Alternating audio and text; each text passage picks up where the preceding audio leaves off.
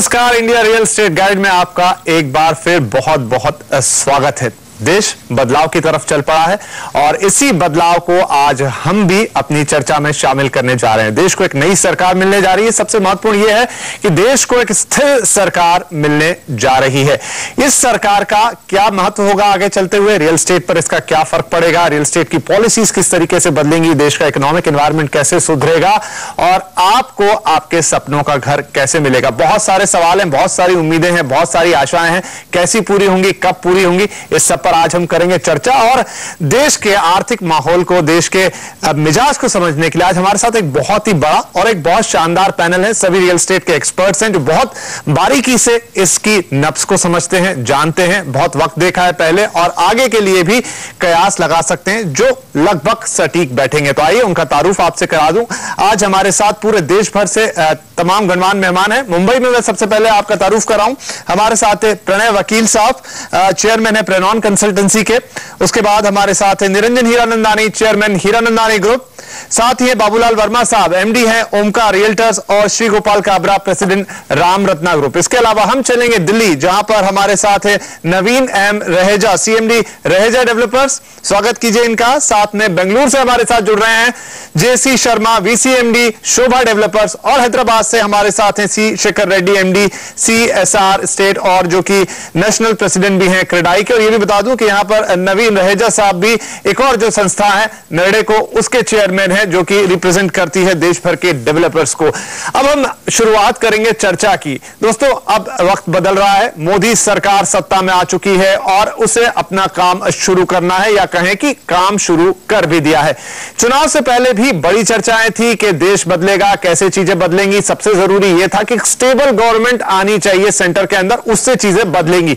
अब जबकि एक स्थायी और एक मजबूत सरकार हम केंद्र में देख रहे हैं, इसका क्या इफेक्ट होगा, इसकी चर्चा की शुरुआत करते हैं। निरंजन जी, क्या फर्क पड़ेगा एक स्थायी सरकार जिसकी उम्मीद शायद बिल्कुल नहीं थी, कोएलिशन के ईरा में हम चल रहे थे लगभग 20-30 साल से, और अब जबकि एक स्थायी सरकार मिली है, कैसे चीजें बदलेंगी? मेरे अंदाज से आपको सरप्राइज इतने आएंगे जितने आप सोच भी नहीं सकते थे। अभी 2 मिनट पहले हमें इंफॉर्मेशन मिली कि नवाज शरीफ साहब यहां पधार रहे हैं उनके स्वेरिंग इन के लिए। तो मेरे अंदाज से जिस हिसाब से वो परिवर्तन चाहते हैं, जैसे हम उनके मैनिफेस्टो में बताया है कि हम 7 साल के अंदर, 8 साल के अंदर 25 मिलियन घर हम बनाएंगे शहरों में, 45 मिलियन मकान हम रूरल एरियाज में बनाएंगे और ये हमारा टारगेट है। तो हम इससे सोच सकते हैं कि जब टारगेट इतनी बड़ी है तो हमें परिवर्तन तो लाना ही है, पर मेरे अंदाज से ये परिवर्तन नहीं होगा, एक क्रांति होगी। आप समझिए कि एक हाउसिंग रेवोल्यूशन बन जाएगा, आप ये 1 साल के अंदर देखेंगे। जी, क्रांति होगी। प्रणय सर, आपका सबसे ज्यादा अनुभव यहाँ पर इस पूरी डेस्क पर है। आपको लगता है ये जो शब्द इस्तेमाल किया निरंजन जी ने, लगभग यही हम होता हुआ देखेंगे? देश के इंफ्रास्ट्रक्चर में बदलाव होगा, देश के हाउसिंग सेक्टर में बदलाव होगा और एक क्रांति हमें दिखाई देगी। एक अपॉर्चुनिटी है, बड़ी बड़ी अपॉर्चुनिटी है, और अगर बताए तो इट्स नाउ और नेवर। इससे बड़ी अपॉर्चुनिटी किसी गवर्नमेंट को अभी तक मिली नहीं है। उसका जो लिवरेज करके डिलीवरी करें, तो इतने साल से जो हम लोग सफर कर रहे हैं उसका सॉल्यूशन दिखाई देता है। तो मेरे ख्याल से what has happened is very very good for the industry. We can only go forward from here, not backwards, is my way. Right. Naveen Raheja साहब, आप इस पूरे बदलाव को शायद सबसे नजदीक से दिल्ली में बैठ के अनुभव कर पा रहे होंगे। यहां जो 2 विचार आए, आप उससे इत्तेफाक रखेंगे कि ये अब एक बहुत बड़े बदलाव का सूचक है, बहुत बड़ा बदलाव हम देखने जा रहे हैं। पूरा देश तो बदलेगा, लेकिन अगर हम बात अपनी लिमिटेड रखें सिर्फ हाउसिंग इंडस्ट्री तक, सिर्फ रियल एस्टेट तक, वहां भी बहुत बड़ी क्रांति आने वाली है। इसी वीक में 3 दिन पहले मेरे को अपॉर्चुनिटी मिला था हाईएस्ट रैंक में जाके डिस्कस करने का, इसके बारे में, रियल एस्टेट के बारे में। मेरे से ये बताया कि आप 7 दिन के बाद देखिए क्या होता है इस मुल्क में। हर एक जो 60 साल में, हम ये नहीं कहते सिर्फ रियल एस्टेट को ही प्रॉब्लम आया है, रियल एस्टेट के में डेवलपर्स को तो प्रॉब्लम हम तो फेस कर ही रहे हैं, लेकिन देश कितनी प्रॉब्लम फेस कर रहा था। हमने क्या देखा है, यहाँ पे सब जगह पे स्लम्स की फॉर्मेशन हुई है, टॉयलेट्स नहीं है, गंदगी है, कोई सिस्टम नहीं है, और आम आदमी को आज घर का सपना पूरा जो है अभी तक नहीं हुआ है, इतने सालों के, इतने डिकेड्स के बाद भी नहीं हुआ है। लेकिन इतनी उम्मीद जाग रही है, इतनी आशाएं हैं और लगता है कि जिस तरीके से पॉजिटिव सेंटीमेंट से बात भी ये लोग कर रहे हैं, बीजेपी के लीडर्स बात कर रहे हैं, उससे लगता है कि बदलाव निश्चित आ रहा है और हम सब लोग उसके लिए तैयार हो जाएं। रियल एस्टेट के ऊपर 200 से ज्यादा इंडस्ट्री डिपेंड करती है, सेकंड लार्जेस्ट जो है एम्प्लॉयमेंट जनरेटर है, सेकंड लार्जेस्ट जीडीपी जनरेटर है। अगर ये चीज की हैंड होल्डिंग के लिए गवर्नमेंट खुद तैयार है आज, तो इस देश में रियल एस्टेट के साथ साथ हमें पूरी उम्मीद देनी चाहिए कि इकोनॉमिक डेवलपमेंट की एक क्रांति आने जा रही है।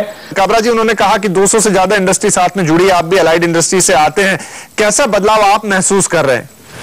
मेरे को तो लगता है कि पूरा देश अब एक्सपांशन मोड पे है और जिसकी बहुत दिनों से इंतजार था, सबने अपने एक्सपांशन रोक के रखे थे।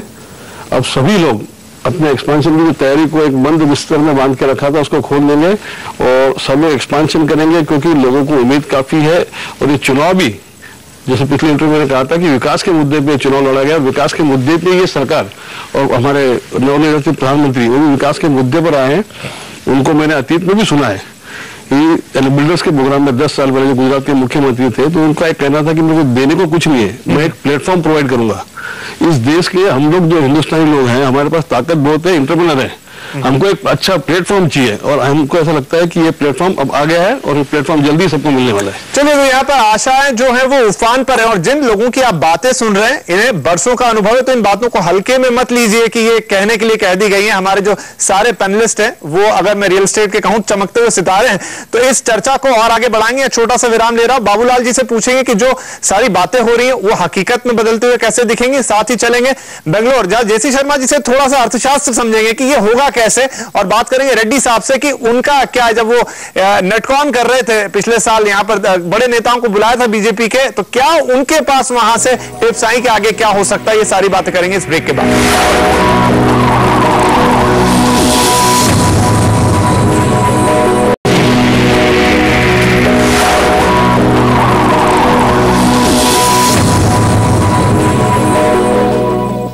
ब्रेक के बाद इंडिया रियल एस्टेट गाइड में आपका एक बार फिर स्वागत है, जहां पर हम बात कर रहे हैं नई उम्मीदों की, नई आशाओं की, क्या फर्क पड़ने जा रहा है देश के अंदर। ब्रेक से पहले शायद उसका आगाज आपने सुन लिया, अब हम इसको अंजाम तक पहुंचाएंगे। बाबूलाल जी, जो बातें हम अभी कर रहे हैं, बहुत ज्यादा उम्मीदें हैं और सबको उम्मीदें, और लगता भी है जिस तरह से कदम शुरू के 2-3 अभी दिन में ही हमने आते हुए देखे, उससे लग भी रहा है। आपको लगता है कि चीजें जब धरातल पर उतरती हैं तो थोड़ा अंतर आ जाता है, क्योंकि जो ग्राउंड रियलिटीज है वो थोड़ी हार्ड है। क्या मुश्किलें लगती हैं आपको? देखिए, रियल एस्टेट जो लाइन है हमारी, वो बहुत विजन वाली है। पहले तो मैं सोचता हूं कि जो हिंदुस्तान के अंदर हमारा जो नेता हो, वो अगर विजनरी हो तो सोचने का तरीका चेंज हो जाता है। रियल एस्टेट आपको एक पेपर के ऊपर पहले आपकी सोच उतारनी है। नरेंद्र मोदी जी जो उनकी जो सोच है, उनको 100 स्मार्ट सिटीज बनानी है, उनके दिमाग में बैठा हुआ है। उन्होंने गुजरात मॉडल को ऑलरेडी उन्होंने सोचा है कि मैं कैसे 10 साल पहले सोचा था और उन्होंने करके दिखाया। वैसे ही इंडिया के अंदर अभी उनके पास जो पूरा का पूरा पिक्चर है, उनके पास पूरा आ गया है। अभी जब कभी भी आप देखोगे कि आप छोटे से बड़े रूप में जाते हो, तो थोड़ी सी जरूर सोचने का तरीका या काम करने का ढंग अलग हो सकता है।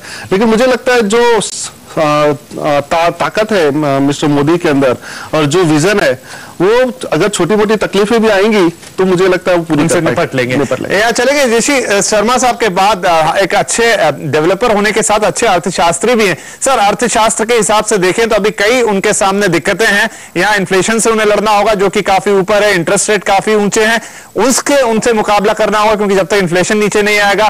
फिस्कल डेफिसिट है कि ये बड़ा सिरदर्द रहेगा मोदी जी के लिए। इन सबको काबू में जब तक नहीं करते हैं, तब तक अर्थव्यवस्था जिसे कहते हैं एक स्लिम हमें नहीं दिखाई देगी। आपको क्या लगता है कैसे आगे बढ़ेंगे?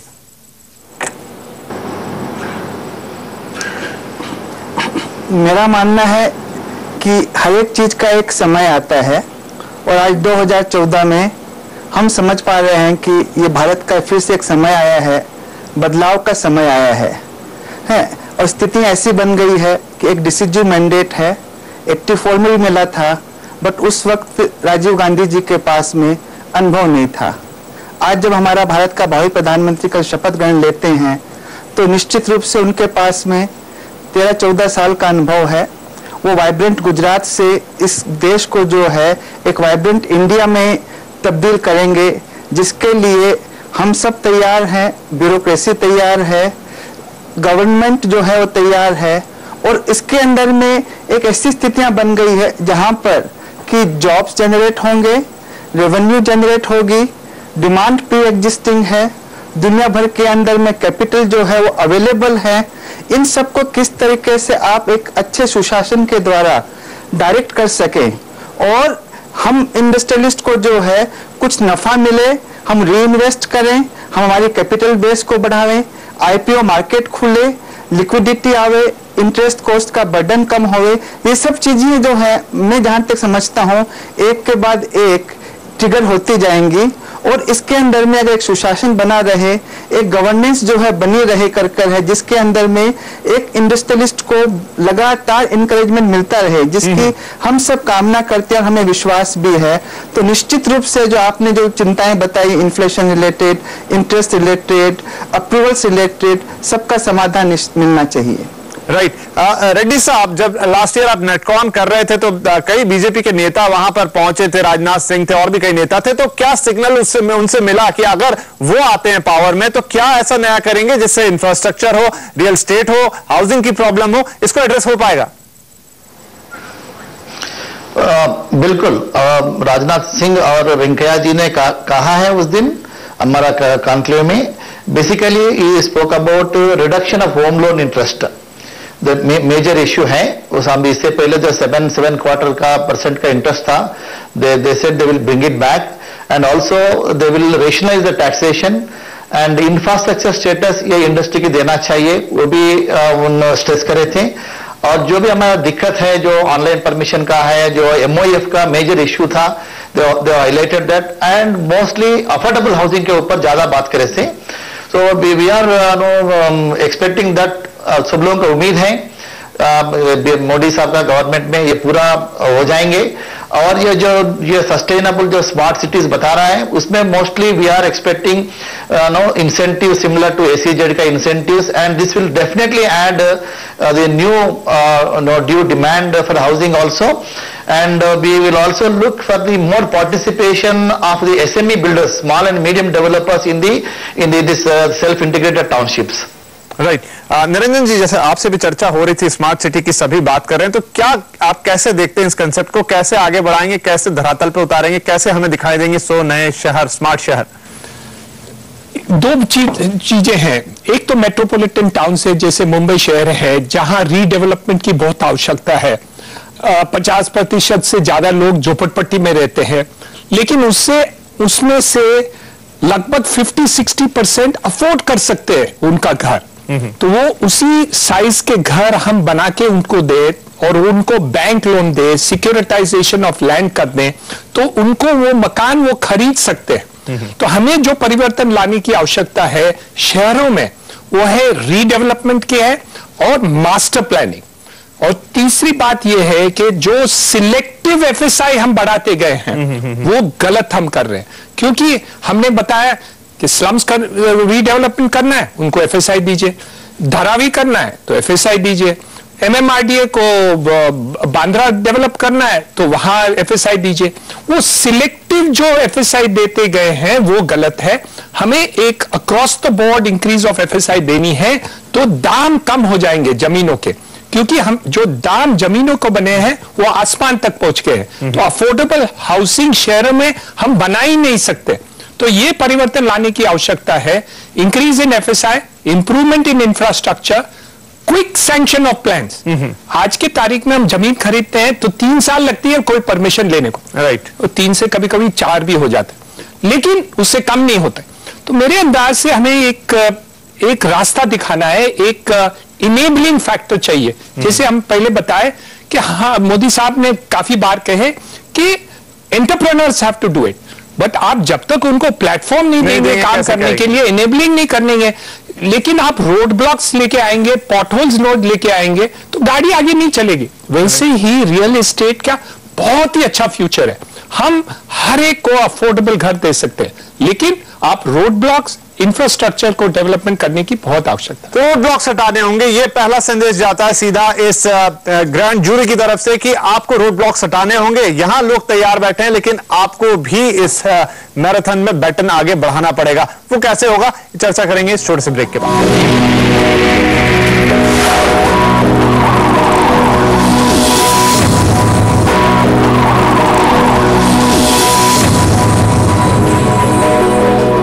Welcome back. आप देख रहे हैं इंडिया रियल एस्टेट गाइड, जहां पर चर्चा हो रही है कि अब नई सरकार, नए दिन, लेकिन रियल एस्टेट में क्या कुछ नया होगा। इस पर हमारी ग्रैंड जूरी यहां पर बैठी है। लगातार कई हफ्तों तक हम इस पर चर्चा करेंगे कि आखिर ये बदलाव आएगा कैसे, जिसकी सबको उम्मीद है, चाहे घर बनाने वाले हों, चाहे घर खरीदने वाले हों। लेकिन अपने पहले हफ्ते के इस डिस्कशन को कंक्लूजन पर लेकर आए। प्रणय वकील साहब, अब जब हम बात करते हैं रियल एस्टेट की, तो ये एक ऐसा सब्जेक्ट है जो केंद्र के हाथ में थोड़ा रहता है, लेकिन बहुत सारा कुछ रहता है स्टेट्स के हाथ में। तो ये जो बैलेंस है, ये मोदी साहब या उनकी सरकार कैसे बिठाएगी? जो इंफ्रास्ट्रक्चर है वो तो सेंटर के पास ही है। स्टेट सब्जेक्ट में जो आता है उसमें जो स्टैंप ड्यूटी अगर आपको चेंज करनी है, एस्टेट ड्यूटी मान लो इंट्रोड्यूस करनी है, इसके लिए स्टेट की परव्यू में आते हैं, क्योंकि ये कॉन्करेंट लिस्ट में पड़ता है। उसमें सेंटर का भी लगता है, स्टेट का भी लगता है। तो आई डोंट थिंक इसमें कायदे को चेंज करने की कोई भी जरूरत है। बट जो डायरेक्शंस आते हैं सेंटर से, वो डायरेक्शन क्लियर हो तो इसका इंप्लीमेंटेशन बहुत ही अच्छा हो सकता है। एनवायरमेंटल मिनिस्ट्री को पकड़ो, ये तो सेंटर में है। ज्यादा से ज्यादा प्रोजेक्ट आज अटके पड़े हुए हैं, वो एनवायरमेंटल मिनिस्ट्री की वजह से पड़े हैं। तो आप स्टेट को ब्लेम कर रहे हो, वो गलत बात है, क्योंकि वो तो सेंटर से परमिशन आती है, गाइडलाइंस भी जो है वो सेंटर प्रिस्क्राइब करती हैं। तो इसमें जो है सेंटर और स्टेट साथ में बढ़ के अगर अप्रूवल प्रोसेस को करें और अप्रूवल प्रोसेस को मिनिमाइज करें, क्लैरिटी बढ़ा दे, तो हो सकता है मेरे ख्याल से।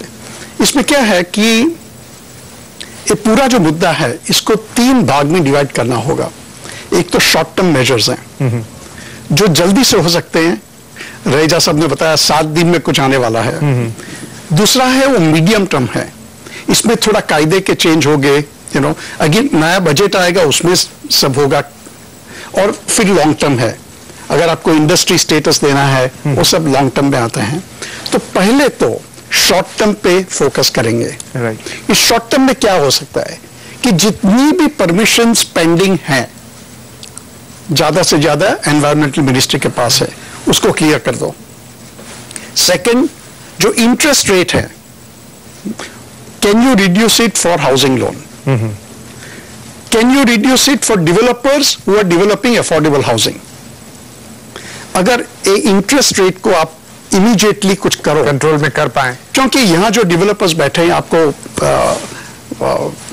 कंफर्म करेंगे कि हमारे जो वॉल्यूम्स थे वो सबसे ज्यादा कब थे, जब इंटरेस्ट रेट सबसे कम थे।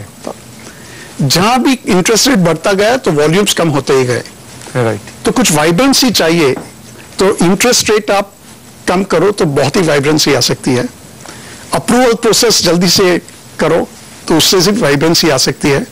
So these are the short-term measures which I'm thinking. Right, चलेंगे यहाँ पर दिल्ली रहेजा जी से भी ले लेते हैं, क्योंकि आपने जैसे अभी कहा, वकील जी ने भी 7 दिन में आपने कहा कुछ आ जाने वाला है। तो वो क्या पहले 5 से 10 मेजर्स होंगे जो आपको लगता है कि इस सरकार से तुरंत होते हुए हमें दिखे पेपर के ऊपर, ताकि जैसा माहौल अब बाकी जगह देख रहे हैं वो रियल एस्टेट में भी दिखाई दे?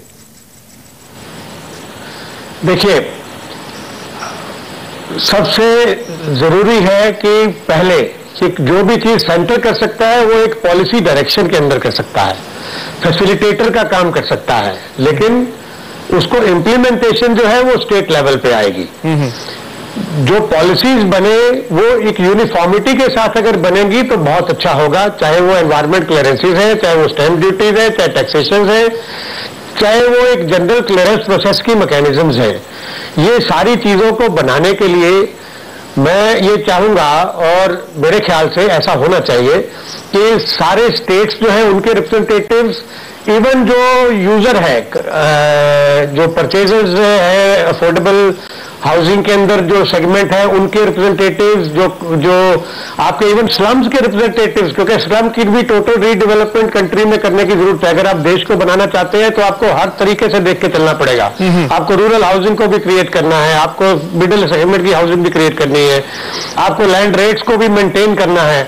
इन सारी चीजों के लिए मेरे ख्याल से सबसे पहला जो स्टेप होना चाहिए वो एक डायलॉग एंड एक्सचेंज प्रोसेस होना चाहिए ओपन में, ताकि एक ओपन माइंड के साथ सब चीजें हम देखें कि भाई हर कोई चीज एड्रेस होती है under a uniform mechanism and policies parameter. ये जो अफोर्डेबल हाउसिंग है इसके अंदर कोई लाइसेंस फीस वगैरह और कोई गवर्नमेंट के चार्जेस जो है गवर्नमेंट को लेवी नहीं करने चाहिए।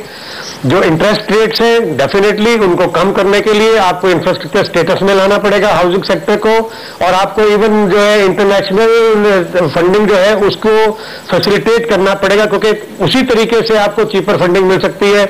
इंडिया में तो आज की डेट में इन्फ्लेशन रेट इतना हाई है कि अगर आप कहें कि बैंक से इंटरेस्ट रेट कम करके दे पाएंगे तो नहीं दे पाएंगे। जी बिल्कुल। तो ये सारी चीजों की एक ओपन डिबेट होनी चाहिए, ओपन डिबेट की आप बात कर रहे हैं, यूनिफॉर्म पॉलिसी पैरामीटर होना चाहिए। जी, और नरेंद्र मोदी जी ने जब वो भाषण दे रहे थे संसद में पहली बार, जिस दिन हमने उनको सुना अपने सभी इलेक्टेड रिप्रेजेंटेटिव्स को, तो उन्होंने कहा था कि अब जब मैं पार्लियामेंट में आ गया हूं तो मैं बोलूंगा कम और सुनूंगा ज्यादा। तो शायद हम भी यही कहें कि सब तैयारी कर लें और उनके सामने एक एजेंडा रखें कि ये देखिए ये है 10 पॉइंट एजेंडा, 20 पॉइंट एजेंडा, आप ये सेट करके दे दीजिए, हम हिंदुस्तान को नए बेहतरीन घरों से भर देंगे। तो ये एजेंडा हम सेट करेंगे। लेकिन आज इंडिया रियल एस्टेट गाइड में वक्त यहीं खत्म हो रहा है। हम अपनी जूरी से विदा लेंगे, लेकिन अगले हफ्ते आपके साथ फिर हम हाजिर होंगे इसी ग्रैंड जूरी के साथ और नई सरकार के लिए एक एजेंडा सेट करने की कोशिश करेंगे कि क्या वो 10 या 15 पॉइंट्स हो जिस पर अगर चला जाए तो आने वाले 5 या 10 साल में हम देखेंगे कि जो हमारी हाउसिंग की प्रॉब्लम है, जो हमारी हाउसिंग की शॉर्टेज है, वो इस देश में नहीं रही है। फिलहाल आपसे लेंगे इजाजत, अगले हफ्ते फिर मिलेंगे, तब तक के लिए नमस्कार।